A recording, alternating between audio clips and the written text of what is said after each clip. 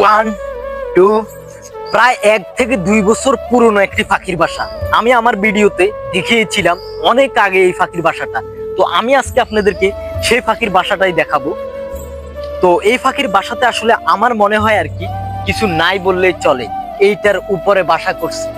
তো আমরা কি করব, আমি 1 বছর আগে যখন এই পাখির বাসার ভিতরে কি আছে দেখিয়েছিলাম, তখনও এখানে কিছু ছিল না। তো এখনো কিছু নাই আমার মনে হয় আর কি। তো আমরা এই পাখির বাসাটা এখন উপরের থেকে নামাবো, পাখির বাসাটা উপরের থেকে নিচে নামাবো, এই গাছটা শুদ্ধ ফেলে দিব, ফেলে আপনাদেরকে দেখাবো এটার ভিতরে আসলে কি আছে। তো এই বাসার ভিতরে আসলে কিছু নাই, তো তারপরও আমরা এটা ভেঙে ফেলবো, কারণ এই গাছটা হচ্ছে ঝুঁকিপূর্ণ গাছ। যদি কেউ এখানে আসে যে কোনো মুহূর্তে ভেঙে তার গায়ে পড়তে পারে। তো আমরা আগে থেকে এটাকে ভেঙে ফেলবো যাতে করে কারো গায়ে না পড়ে এই গাছটা।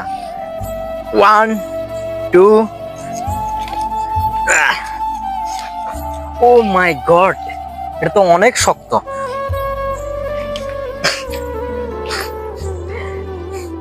আচ্ছা, আমরা জাস্ট ভাঙতে না পারলে পাখির বাসাটা একটু দেখাবো। এদিকে আনেন,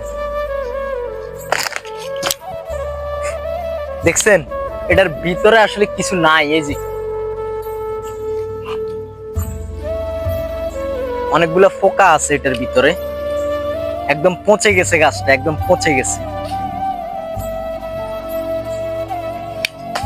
তো আসলে আমি ভাবছিলাম এটা এভাবে দিলে পড়ে যাবে, কিন্তু পড়ে নাই। তো বাসার ভিতরেও কিছু নাই, পচে গেছে গাছটা পুরোপুরি। তো আমরা গাছটা আবার দাঁড় করায় দিব, যাতে যেহেতু এটা এখনো শক্ত আছে। এটার মধ্যে আবারও পাখিরা বাসা করতে পারবে। ওই যে গাছ কাঠ ঠোকরানো যে একটা পাখি আছে না, ওই পাখিগুলো বাসা করতে পারবে। তাই এটাকে আবারও দাঁড় করিয়ে দিয়েছি আগের জায়গাতে। তো ভিডিওটা যারা দেখতেছেন অবশ্যই ভিডিওতে একটা লাইক দিয়ে আমাদের আইডিটা ফলো দিয়ে দিবেন, আপনি যদি আমাদের আইডিটা ফলো না দিয়ে থাকেন। আর ভিডিওটা যদি আপনি ইউটিউব থেকে দেখেন অবশ্যই আমাদের চ্যানেলটা সাবস্ক্রাইব করে দিবেন।